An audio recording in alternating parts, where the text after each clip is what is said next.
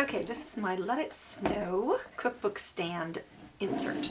So the way this works is this is a little insert that has just a little tab down here at the bottom, and then it goes in this hole, and then you can make a multi-seasonal cookbook stand. Okay, and in this case I've used the colonial top, but there's a simple one that you can use any one of the panels with, and it doesn't matter if it follows the line or not. And then you can choose, should you like to do something a little bit fancier. This one is our scroll cookbook stand, which I'm having a really hard time showing you on this camera. Sorry. Okay, so it's got the scroll cutouts and the scroll cutouts down below. And then this panel is just a rectangle panel. And so that just fits in there like that. But these are all interchangeable, so I could put this guy here if I wanted to. And I could put this one on that one or whatever. So you can choose the kind of stand that you like. And you could also just do these in the rectangle and do it on a tray or floor cloth or anything like that. So it doesn't have to be a cookbook stand. I've used a brand new tool for this project. It is a stencil, motorized stencil tool. And I think you're going to be really impressed. I am very impressed with it. It has different size heads that just pop on, and I'll show you how that works. And I actually tested it right on this project just the first time out of the box, and you will see the results of that. It's a really fast, really fun, and really simple project, and I know that you're going to enjoy it, and it will just make cooking in your kitchen a little bit more festive for the holidays and for the winter season. Enjoy! Okay, I've got my little panel for my all-season cookbook stand, and I'm going to go ahead and seal it with a little bit of multi-purpose sealer. It's really important when you've got wood surfaces that you seal both sides. It prevents warping. It keeps things nice and flat, and it hardens the surface as well. And the other thing that it does is it creates a paint sandwich. So what happens is you have your multi-purpose sealer is designed to bond with the surface. And then on top of that you put then your paint and your base coats, and those are designed to bond with this material. And then on top of that you put the varnish, and the varnish is designed to actually penetrate and bond with all three. So you're creating just this wonderful hard surface when you prep your surface right. So it's really important to not skip this step, even though sometimes I even do it. I know that I'm wrong when I do it. Okay, and when I've got both sides done, I'm going to put them on these nylon painter's pyramids to dry. That gets circulation up over and under, or over and under, and it allows, the nylon doesn't mar the paint when it's drying, which is pretty impressive. Okay, I've got this new little product I want to give a try. It's got removable heads, and it's called a power brush, and it's motorized for stenciling. And I haven't tried it yet, so I want to try it on a piece of white paper with some black paint and see what it does.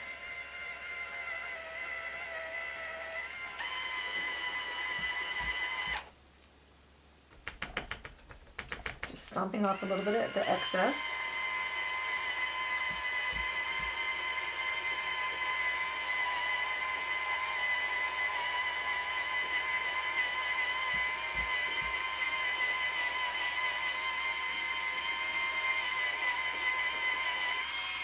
Okay, let's take a look.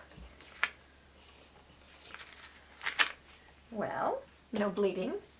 That's the other letter. And you know what? This might not be a bad thing. Sometimes sitting there pouncing and pouncing forever is a lot of work. So let's try a bigger head. Ah! Just rolled it into...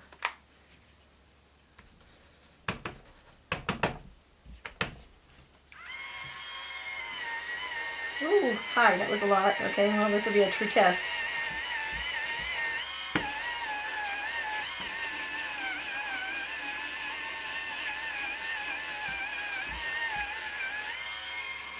Okay, let's take a look. Boy, I glommed that stuff on there. And you know what? Not too shabby. I've got a little bit of bleeding, but boy did I really let it go. I don't think that's bad for how bad I messed that up. And this right up here is perfect. Alright, I say good job. Okay, I'm going to use some yellow tracing paper, and you'll notice with the yellow tracing paper that it's very transparent, and you can make it the size of your project. Tear straight on both grains so that you can easily tear off just a little piece and save the rest on your roll so that you don't have little sheets laying around everywhere. The neat thing about these painters pyramids is they stack up, and they even have little screw notches so that you can actually screw them down someplace if you need a permanent paint station. So we're going to base coat using, I'm going to get out our giant Mod Podge brush, and it just does a really great job of base coating really nice and quick, and it's got short bristles so that they don't suck up all the paint. Alright, I've got my base coats established. They are outlined in the pattern packet that goes with this project. And now we're going to take a dome brush and gray sky, and we're going to highlight the snowman's body. Okay, so we're going to start where it's brightest, and we're going to ignore the scarf. If I run over it, I'll just rebase a little bit. And we'll start in the middle, and we'll just start building a highlight. We'll ignore the hat as well. I'd rather for things to look a little bit natural than to try to go around things. Okay, so this starts putting the highlight, and then I'll reload, and we'll go onto the snowman's body. You're going to have a whole bunch of dust, just wipe it off. Okay, and I'm going to ignore that big old scarf there.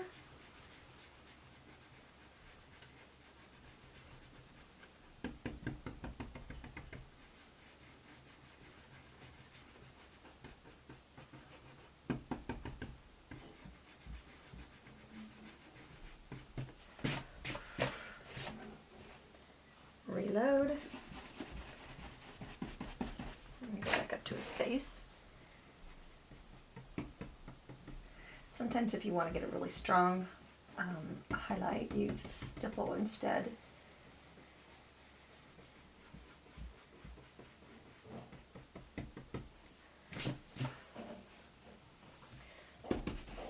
And we may want to go ahead and actually stipple some snowy texture on him.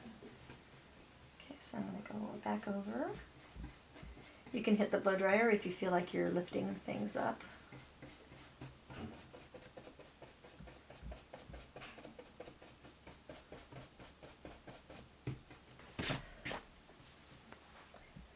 Next color is going to be white, and I think I am going to go ahead and blow dry. Okay, then we'll continue getting higher, higher. And that just increases our roundness. We're going to go ahead and shade as well. Alright, I'm going to take this Italian sash brush, which you can see is nice and open. We want this going to make a nice snowy snowman texture. And I'll just stipple it lightly into a little bit of paint. And then we'll come over here on our snowman body and just create a little bit of snowy texture. Nothing too ostentatious. I think that this snowman is going to be a little bit simple, and so I want to make sure to jazz him up where I can. And then we'll do white in the middle.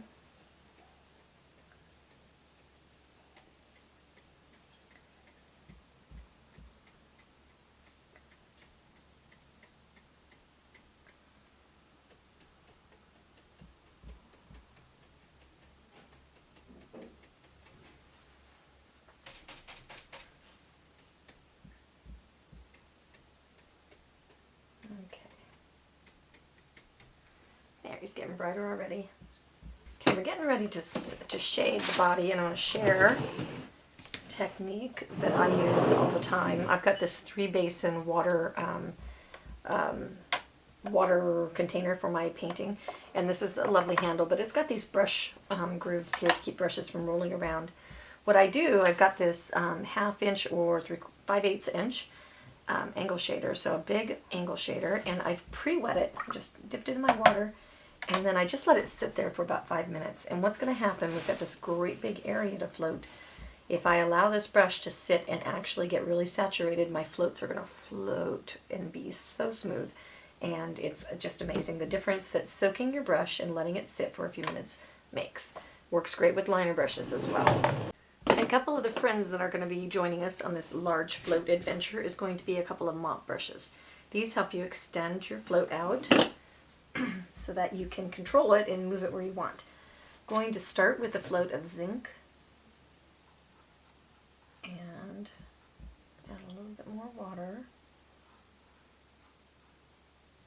Okay, and so what we're going to do is we're going to preserve the shapes by making sure we kind of ignore any obstacles that come in our way.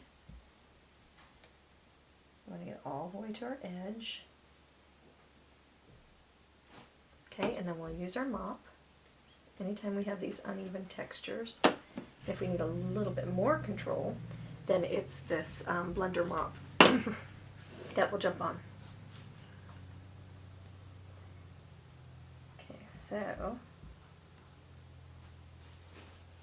go ahead and get all of these areas shaded.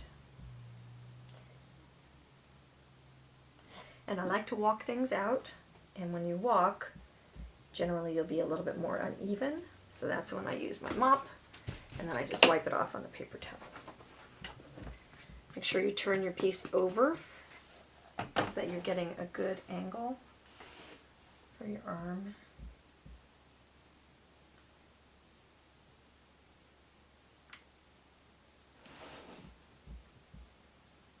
You'll notice I go back and play a little bit. I want that to its edge. And I'm walking out, and now we'll go back in and mop. More control, mop in the clean area.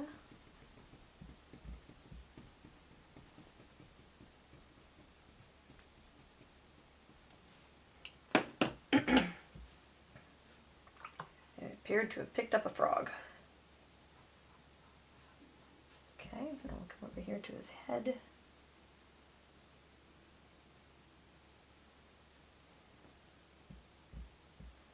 If you have enough water, but not too much, then your walking out floats will look wonderful.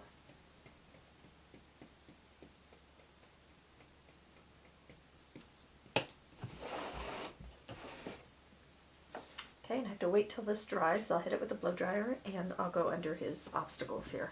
Okay, got it nice and dry.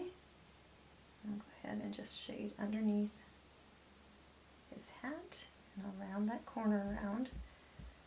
Try and smooth that out just a little bit, and then mop, mop, mop.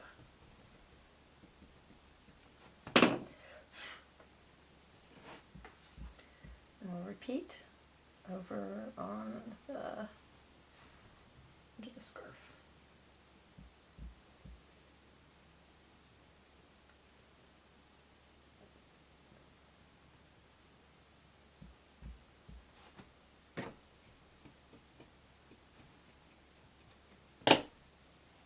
We'll repeat in the darker areas.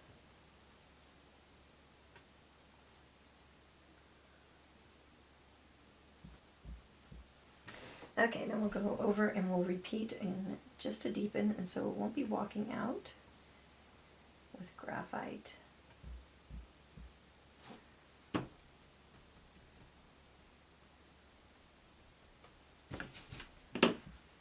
And that'll get him just a little bit rounder. Okay, on our hat we're going to dry rub using these dome brushes. Super awesome, super cheap, and super amazing. So we're going to center it a little bit like over the right hand side. So we'll start dry rubbing the strongest right in the middle, and then walk it over to each side. And that does a couple things for us. That gives us that makes this become a little bit of one of our shadows. So this is a shadow, this is a shadow, and then it becomes part of our highlights over here.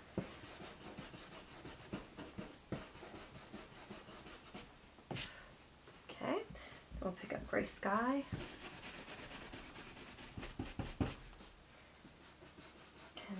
highlight the highlight.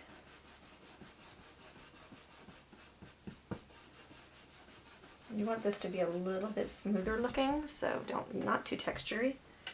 And then I think just maybe a little bit of strong highlight.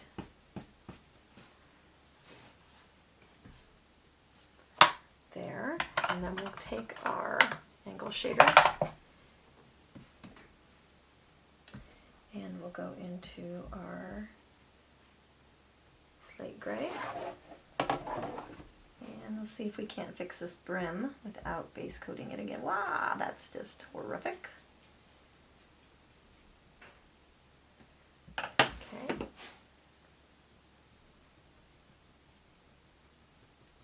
we'll mop it. Mop and spread.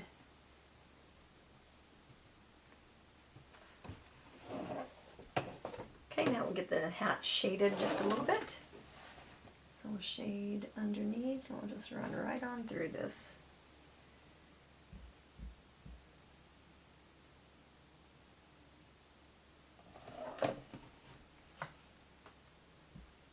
It's just amazing. I love this part of painting because all the details just make everything come alive. It gives it depth and dimension and fun.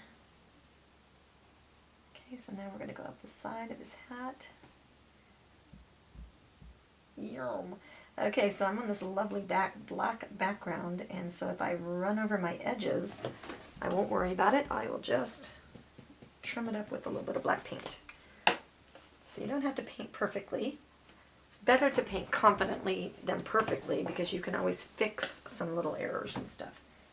Okay, I want this to be shaded coming around that corner just to kind of frame the piece in. I like this little design because of it being half off the page. I think that makes things a little bit more interesting. Okay, so we're going to take some graphite and we're going to float underneath his buttons using a short bright. And that just gives them the look of being sunk in. Not his buttons, his coal.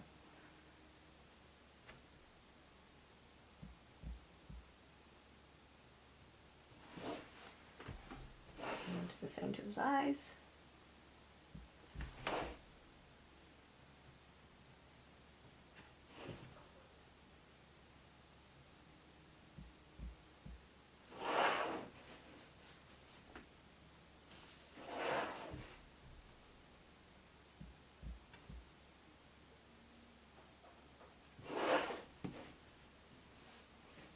Okay, we're going to shade his nose with milk chocolate.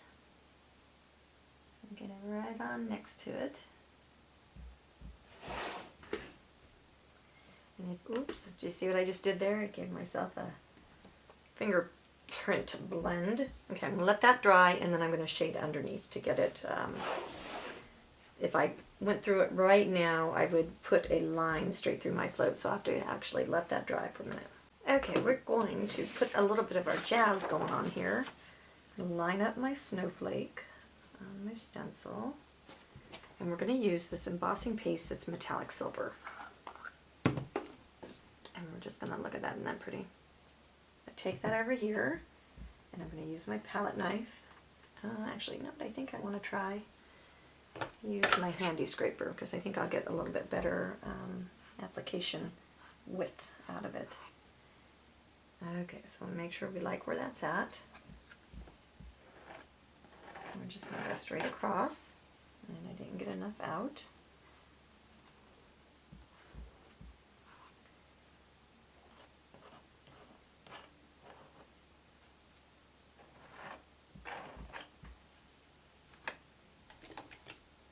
Okay, this is where this is where I would recommend taping. Okay, so this is why you watch videos, just to learn how not to do things. Because I can show you flat how not to do stuff.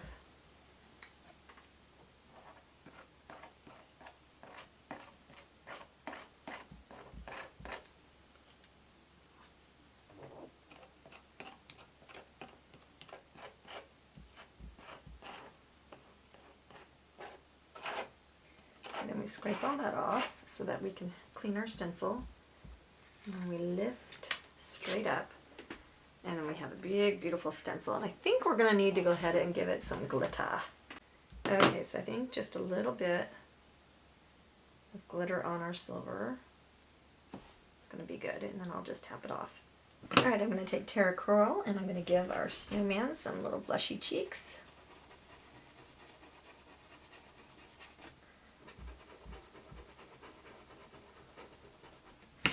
Just dry rubbing that.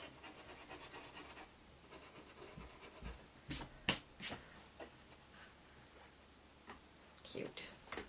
Okay, now I'm thinning some of the texture embossing paste. And I'm going to spatter. I'm going to remove my phone so that I'm not sputtering my phone. Test it off over on my palette. And then we are going to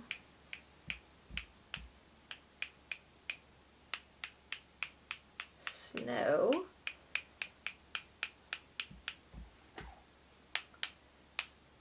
I like the idea of it being kind of a metallic snow.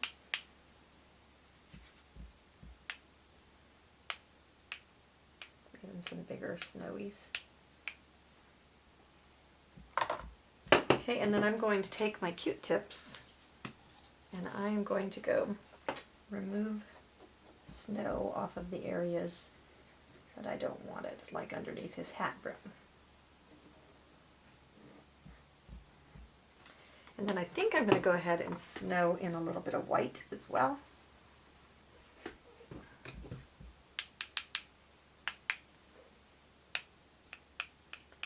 Then we'll have depth of snow.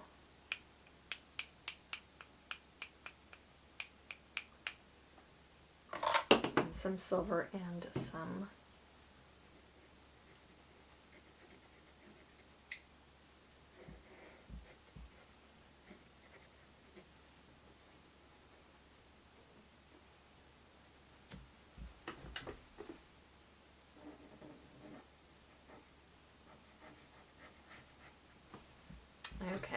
Okay, we're going to take his stick arms and we're going to use honey brown and we're going to give him a little bit of stick texture.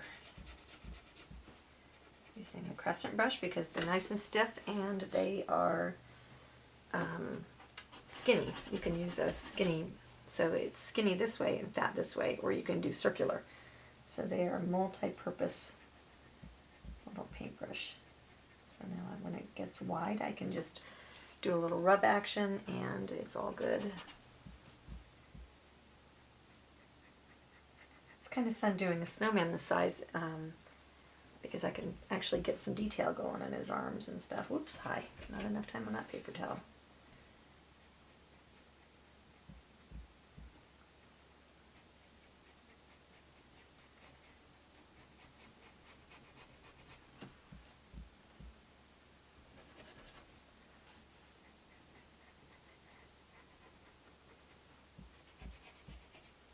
And then we'll go into a little bit of cocoa.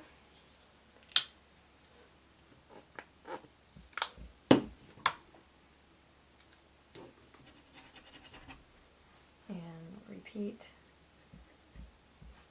And this can be a little bit more dry brushed so that we have like some strong texture.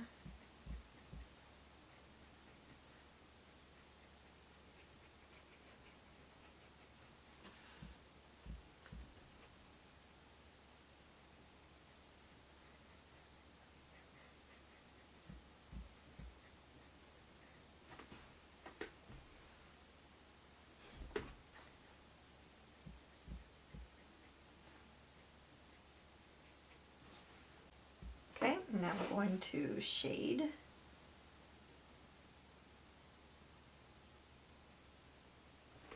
With burnt umber.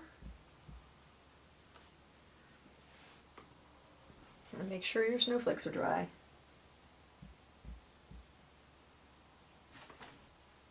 we'll just go on all the edges. Just kind of get that framed in just a little bit.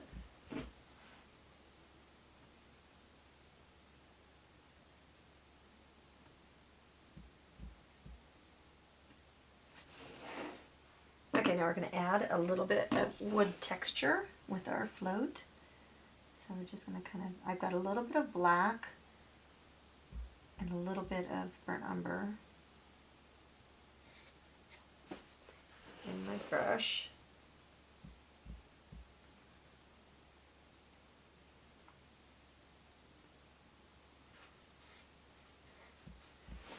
Just go ahead and streak it.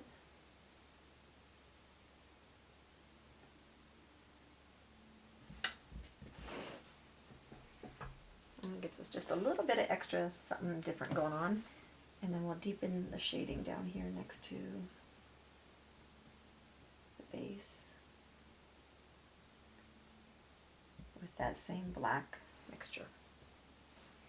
Alright, we are going to highlight with Terra Coral on the hat band and stuff.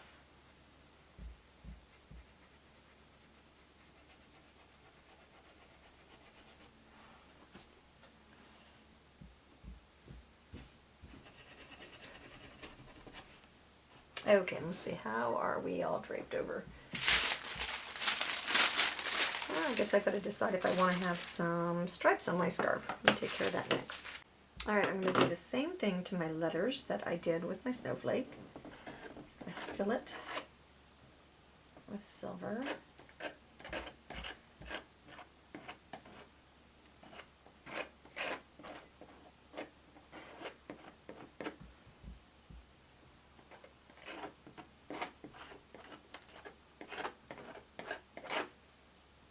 If you wash your stencil right away, it works out fine for cleanup.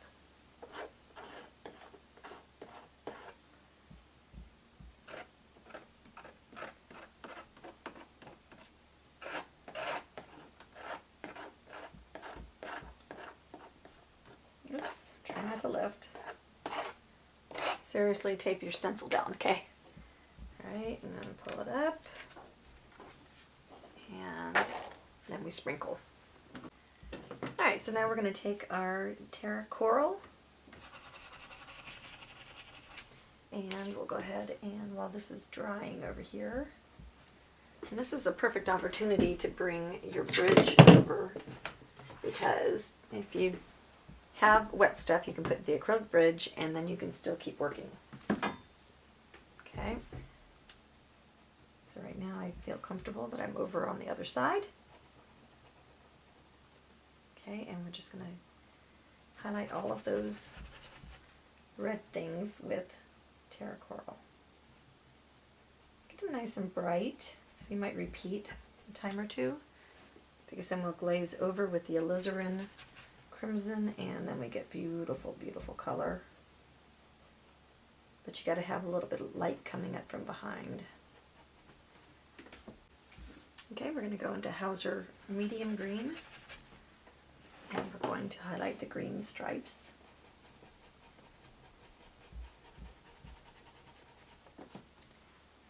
And then we'll repeat with olive green.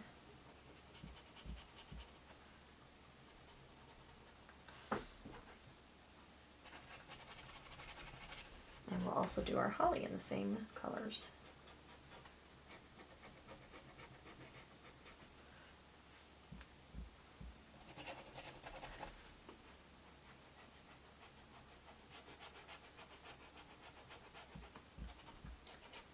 And we'll pick up Dirty Brush into the olive green.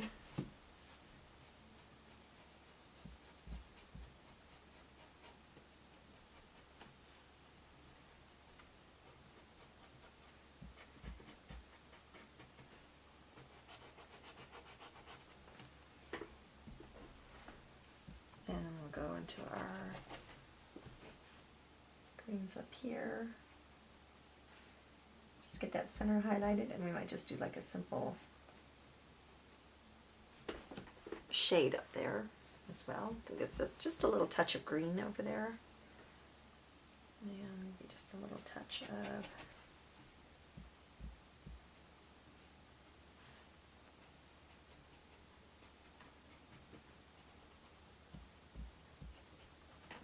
okay, we've got some shading going on with our alizarin crimson.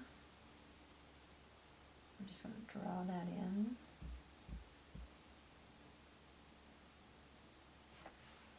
And see how that just reds everything up just nicely.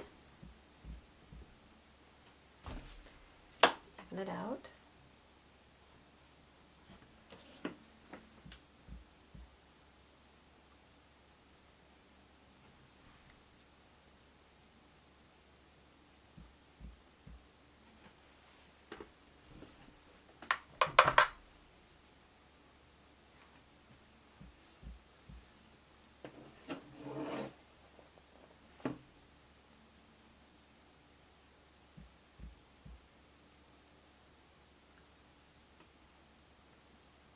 I'll just kind of give everybody a little glaze moment to make sure I'm staying out of things.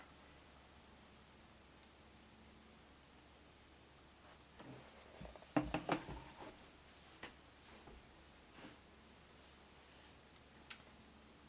I'll go up here. It's almost just a washy glaze. Okay, on the buckle we're going to highlight with a little bit of marigold.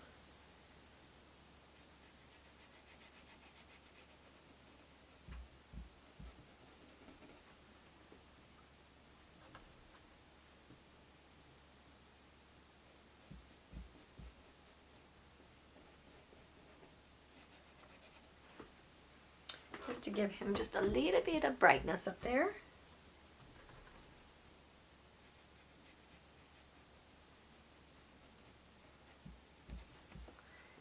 And then we'll shade with our burnt umber.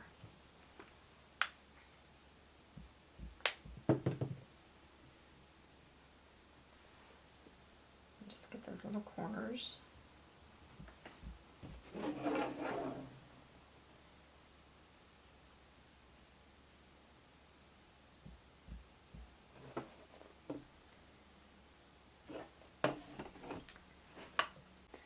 Okay, we're going to shade across the scarf with black plum, straight on through the green and the red.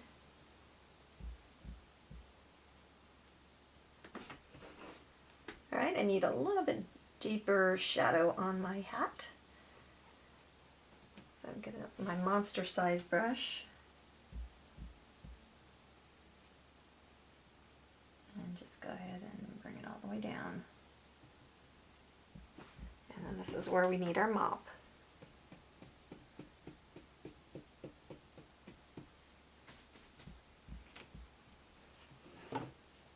This is also where I start mowing all my paints down.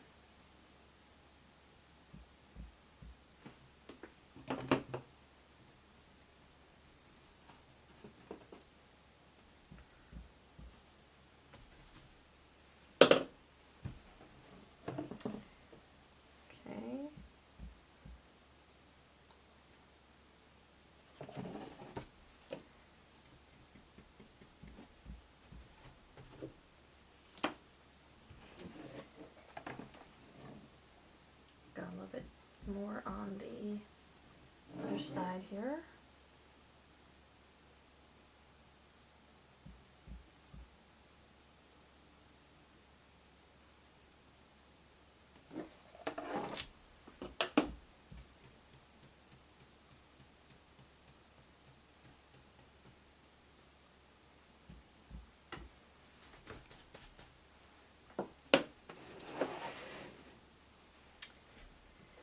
Okay, and I think I need just a little bit of deepening underneath his, on the snowman himself. And we'll go in with a little bit of lamp black. Just deepen him up just a little bit.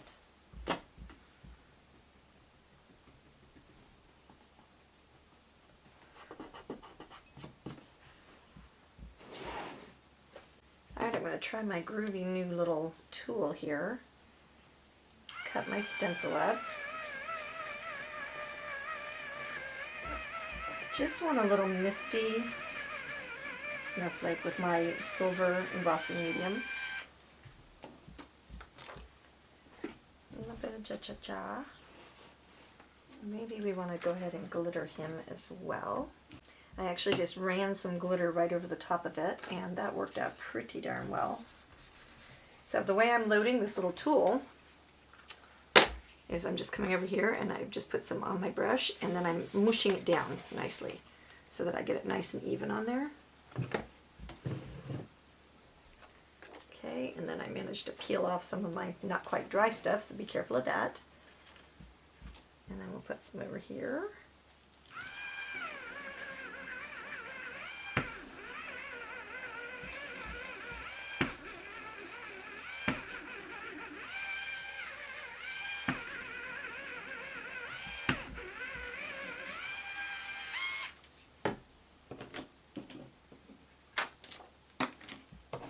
Get my glitter on real quick. And that's what that looks. So it's not quite as crusted, so it looks very subtle. All right, we're going to put one last snowflake over here in this corner. Kind of going heavier with this one so it'll be brighter. Move my finger. Rah! Shift the stencil. I'm being very tape lazy today. And then glitter.